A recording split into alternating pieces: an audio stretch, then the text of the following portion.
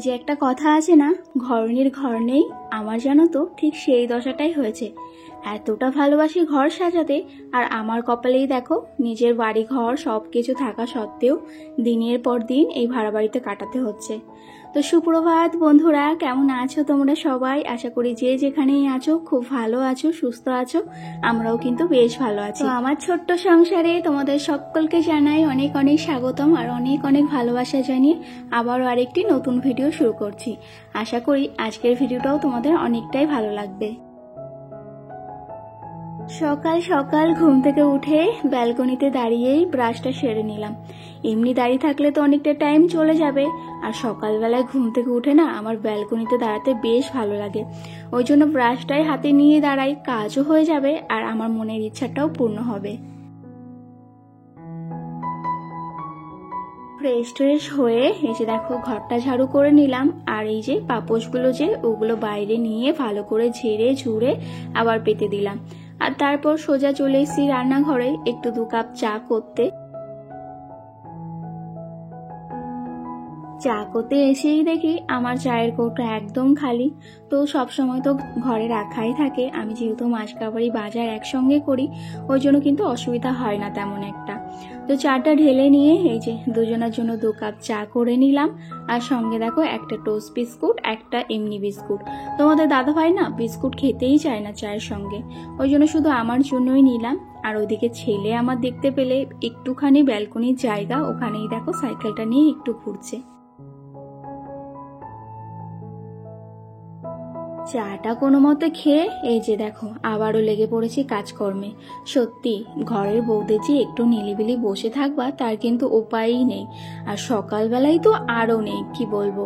সকালে ঘুম থেকে উঠেই না মাথার মধ্যে ঘুরপাক করতে থাকে, কোনটা করব কোনটা ছেড়ে কোনটা করব, এরকম একটা ব্যাপার হয়ে থাকে।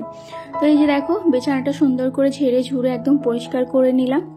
আর এই যে জায়গায় যেগুলো থাকে আমার পুতুলগুলো, টেডি বিয়ারগুলো, ওগুলো সুন্দর করে গুছিয়ে রাখলাম। আর না কদিন ধরে আমি বিছানার মধ্যে না বালিশ কাঁথাগুলো রাখছি না। আমার ছেলেটা এত দুষ্টু, যতই ওকে বারণ করি ও সারা দিন কিন্তু ওই বালিশ কাঁথার ওপর গিয়ে চড়বে, এদিকে ওদিকে নিয়ে ফেলবে। ওদিকে বিছানাপত্র গুছিয়ে এই যে দেখো চলে এসেছি ব্যালকনিতে। এই যে এই জানলার এই জায়গাটা আমি যে গাছগুলো রাখি, গাছগুলোতে যখন জল দেওয়া হয় না, জলটা চুইয়ে চুইয়ে এই জায়গাটায় পড়ে আর ভীষণ দেখলাম কাদা হয়ে গেছে। ওই জন্য ভাবলাম আজকে সকাল সকাল তাহলে জায়গাটা পরিষ্কার করে দিই। এসেছিলাম গাছগুলোতে জল দিতে, তা কাদাটা দেখে আমি দেখো ভালোভাবে একদম জল দিয়ে ধুয়ে টুয়ে পরিষ্কার করে দিয়ে এখন এই যে দেখো গাছগুলো বসিয়ে দিয়ে আর গাছগুলোতেও জল দিয়ে দিলাম। যা গরম দিয়েছে, সকাল বলো দুপুর বলো কোনো সময় কিন্তু কাজ করে কোনো শান্তি নেই। কাজ করতে করতেই না গলাটা শুকিয়ে গেছিল, তো একটু জলটা খেয়ে নিলাম। আর এই যে দেখো চুলগুলো একদম ওপর করে খোপা করে নিলাম, কেননা এখন যাব সোজা রান্নাঘরে। আজকে সকাল সকাল একটু বানাচ্ছি লুচি আর ঘুগনি। অনেকদিন ধরেই না তোমাদের দাদাভাই বলছিল একটু লুচি তরকারি খাবে, লুচি তরকারি খাবে। তো কালকে রাত্রিবেলায় মটর ভিজিয়ে রেখেছিলাম, আর আজকে সকাল সকাল এই যে দেখো শুরু করে দিয়েছি। রাত্রিবেলায় কিন্তু অনেকটা কাজ গুছিয়ে রেখেছিলাম, না হলে তো সকালবেলায় উঠে রান্না বান্না কিন্তু ভীষণ একটা চাপের ব্যাপার হয়ে যায়। রাত্রিবেলায় মটরটা ভিজিয়ে রেখেছিলাম, মশলাপাতি যা লাগবে সমস্ত কিন্তু গুছিয়ে রেখেছিলাম। আলুটাও পর্যন্ত আমি কেটে রেখে দিয়েছিলাম। সকালবেলায় উঠে শুধু ময়দাটা মেখে এই যে তাড়াহুড়ো করে লুচিগুলো বেলে নিচ্ছি, আর ঘুগনিটাও তো দেখতেই পেলে বসিয়ে দিয়েছি। আগের দিন রাত্রিবেলায় এই ছোট ছোট কাজগুলো করে রাখলে কিন্তু পরের দিন অনেকটাই হেল্প পাওয়া যায়। সত্যি কি বলবো, এই যে আমাকেই দেখো না রাত্রিবেলায় কিছু টুকিটাকি গুছিয়ে রেখেছিলাম, সকালবেলায় উঠে কিন্তু রান্না করতে আমার তেমন ঝামেলাই হলো না। সকালবেলার খাওয়া দাওয়া আমাদের কমপ্লিট। আর সোমাংশ যেহেতু ওই লুচি তরকারিটা খেতে পারবে না, খেতে পারলেও না আমি ওকে বেশি দিই না ওগুলো, যেহেতু ময়দার জিনিস। আর ঘুগনিটাও বেশ খানিকটা ঝাল হয়েছিল, ওই জন্য ওকে একটু ওটস পানি খাইয়ে দিয়েছি। আর তোমাদের দাদাভাই খাওয়া দাওয়া করে বেরিয়ে গেছে, আর আমি এই যে ছেলেকে নিয়ে বসে পড়েছি। ছেলে যেহেতু এখন টিউশনে যাচ্ছে, ওর কিছু হোমওয়ার্ক বাকি থাকছে, তো ওগুলো এখন ওকে দেখিয়ে দিচ্ছি। ও কিন্তু নিজে নিজেই সমস্তটা কমপ্লিট করে নেয়। আর ওকে পড়াতে পড়াতে এই যে দেখো কালকের কিছু জামা কাপড় ছিল, ওগুলোই দেখো ভাঁজ করে সুন্দর করে রেখে দিলাম। একটা কাজের পাশাপাশি দেখলে তো আমার কতগুলো কাজ হয়ে গেল। আমি কিন্তু এরকমই, ওই একটা কাজ শেষ হবে তারপরে গিয়ে আরেকটা কাজ ধরবো, সেরকম করতে গেলে কিন্তু আমার সংসারে প্রচুর কাজ বাকি থেকে যায়। ওই জন্য আমি চেষ্টা করি একসঙ্গে কিন্তু 2-3টে কাজ শেষ করে দেওয়া। তো ওইদিকে দেখো বিছানার ওই ওপরটা যে হয় ওইখানে না ভীষণ নোংরা হয়, কি বলবো। সকালেই যদি আমি মুছি বিকাল হতে হতে যায় না আবার ধুলো পড়ে যায়। তো ওই জায়গাগুলো পরিষ্কার করে নিলাম। আর এই যে এখানে দেখেছো এই কার্ডবোর্ডগুলো যে লাগিয়েছি, এই মাঝখানটা না ফাঁকা ছিল। ফুলদানিগুলো তো দেখেছো এদিকে ওদিকে মানে সব জায়গায় জুড়ে গেছে। ওই জন্য ফাঁকা জায়গাটাই দেখো আমাদের একটা অনেক দিনের পুরনো ছবি খুঁজে পেয়েছি, তো ওটাই দেখো লাগিয়ে দিলাম। এটা কিন্তু আমাদের বিয়েরও আগের ছবি, মানে যখন আমরা প্রেম করতাম তখনকার ছবি। ভীষণ প্রিয় একটা ছবি, ওই জন্যই একদম দেওয়ালের মাঝখানে টানিয়ে দিলাম। বেশ ভালোও লাগছিল কিন্তু দেখতে। আর এই যে তারপর কার্ডবোর্ডগুলো যে নোংরা হয়েছিল ওগুলো দেখো ভালোভাবে মুছে পরিষ্কার করে দিলাম।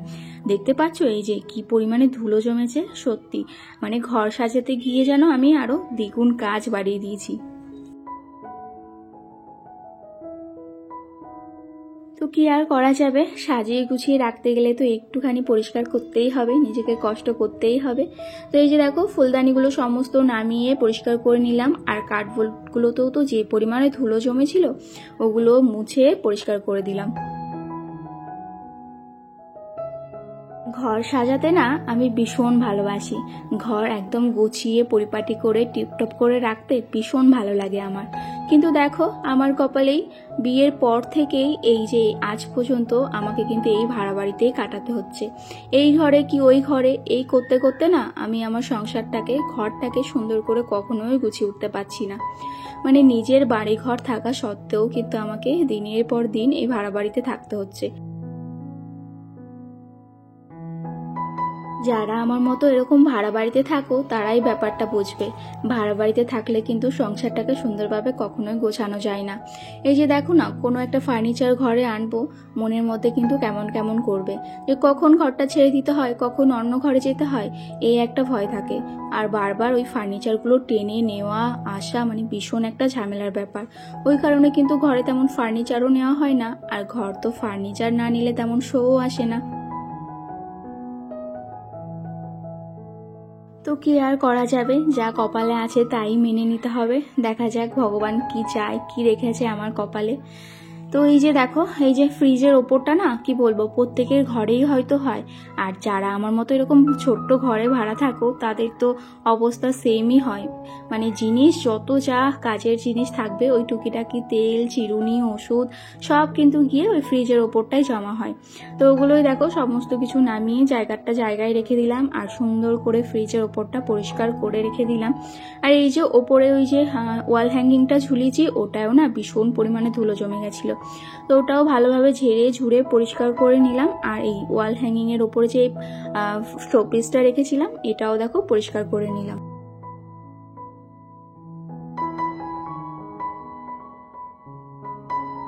ফ্রিজের ওপর এদিকে ওদিকে অনেকগুলো ওষুধপত্র এই যে দেখো ছড়ানো ছিটানো ছিল। আর সোমাংশিও তো সারা ঘরে এদিকে ওদিকে দৌড়াদৌড়ি করে ছোটাছুটি করে। আমি কিন্তু সবসময় চেষ্টা করি ওষুধগুলো একটা বক্সের মধ্যে নির্দিষ্ট করে মানে একটু সেপারেট জায়গায় রাখতে। আর এই যে দেখো এই বক্সটার মধ্যেই আমার সমস্ত ওষুধপত্র থাকে। আর ঘরে কিন্তু আমার সব সময় মানে সমস্ত ওষুধপত্রই থাকে। এই যে দেখতে পাচ্ছ মাথা ব্যথার বলো, গ্যাসের বলো, পেটে ব্যথার বলো, এমনকি ওআরএস পর্যন্তও কিন্তু সবসময় থাকে। কখন কি দরকার পড়ে যায় কে জানে। ওই জন্য কিন্তু আমি সবসময় চেষ্টা করি কিছু কিছু টুকিটাকি মানে যা সবসময় দরকার হয় সেরকম ওষুধপত্র কিন্তু ঘরে এনে রেখে দেওয়ার। ঘরের সমস্ত ডাস্টিং তো কমপ্লিট করে নিয়েছি। আর এই যে এখন দেখো ঘরটাও ভালো করে ঝাড়ু করে নিচ্ছি। সকালবেলায় যদিও একবার ঝাড়ু করে নিয়েছিলাম, কিন্তু এই যে ডাস্টিংগুলো করলাম অনেক কিন্তু ধুলোবালি ঘরে পড়েছে।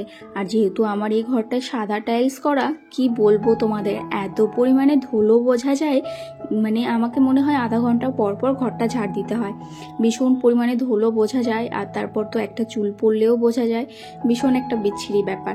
তো ঘরটাও ওই জন্য ভালো করে ঝেড়ে ঝুড়ে পরিষ্কার করে নিলাম। আর এখন দেখো এই যে ভালোভাবে মুছেও নিচ্ছি।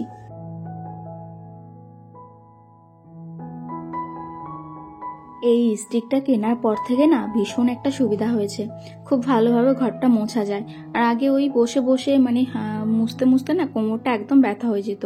আর ওই যে বললাম সাদা টাইলস বসানো, দিনে আমাকে আধা ঘন্টা পর পরই বলতে পারো ঘরটা ঝাড় দিতে হয় বা মুছতে হয়। সোমাংশ যেহেতু এদিকে ওদিকে ছোটাছুটি করে, ভীষণই কিন্তু ঘরটা নোংরা হয়। ওই জন্য আমাকে সবসময় কিন্তু ধুয়ে মুছে পরিষ্কার করে রাখতে হয়।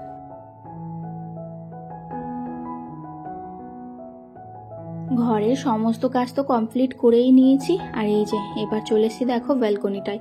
সকালবেলায় ওই যে জানলার ওই জায়গাটা মানে গাছগুলো যে রাখা ছিল ওইখানটায় ধুয়ে টুয়ে পরিষ্কার করলাম, নিচেটা না আর পরিষ্কার করিনি। একবারে ভেবেছিলাম ঘরটর যখন মুছবো তখনই পরিষ্কার করব। তো এখন দেখো চলে এসেছি। আর এখন না দেখলাম রোদ বেরিয়ে গেছে, যেহেতু মাটিটা একটু শুকিয়ে শুকিয়ে গেছে, ওই জন্য আবার জল ঢেলে ভালো করে ধুয়ে নিলাম ব্যালকনিটা। ঘরবাড়ির সমস্ত জায়গায় একদম আনাচে কোনাচে সব জায়গায় জানো তো পরিষ্কার পরিচ্ছন্ন করে রাখতে পারলে না বেশ ভালো লাগে নিজের মনের দিক থেকে। আর পজিটিভ এনার্জি কিন্তু ভীষণ পরিমাণে আসে।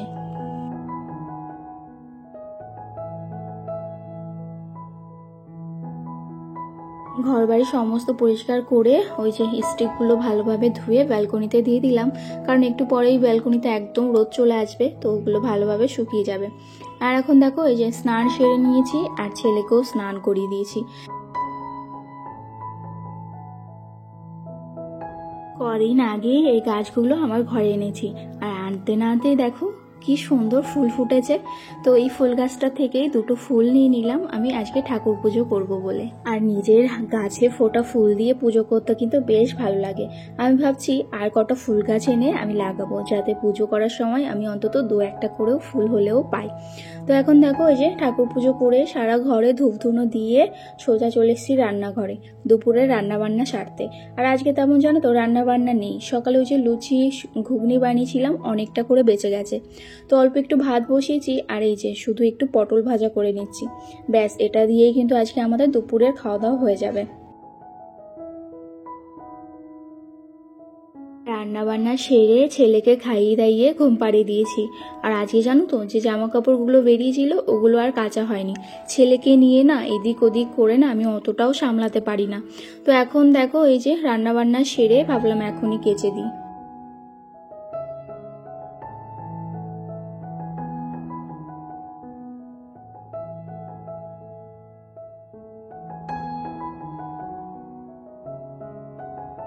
একবারে সন্ধ্যাবেলায় এসেছি তোমাদের সামনে। ছেলে এই টাইমে জানো তো পড়তে যায়, আর ঘরে আমি শুধুমাত্র একাই থাকি। তো অনেকটা টাইম ওই জানলাটার পাশে দাঁড়িয়ে থাকি, বেশ ভালো লাগে নিরিবিলি সময় কাটাতে। আর তারপর দেখো এই যে তোমাদের দাদাভাই চলে এসেছিলো সন্ধ্যাবেলা। আর সন্ধ্যাবেলার টিফিনে আজকে নিয়ে এসেছিলো সিঙ্গারা আর নিমকি। তো ওগুলোই সাজিয়ে নিলাম দুজনে খাবো বলে, ছেলে তো এখনো আসেনি পড়ে। আর এই যে দেখো নিয়ে এসেছিলো হচ্ছে কর্মচা, কোথায় পেয়েছে কি জানি। আর আমি যেহেতু ভালো খাই ওই জন্য দেখতে পেয়েই নিয়ে এসছে। তো চলো বন্ধুরা, আজকের ভিডিওটা তাহলে এখানেই শেষ করলাম। ভিডিওটা ভালো লাগলে একটা লাইক করো, আর অবশ্যই চ্যানেলে নতুন হলে চ্যানেলটা সাবস্ক্রাইব করে পাশে থেকো।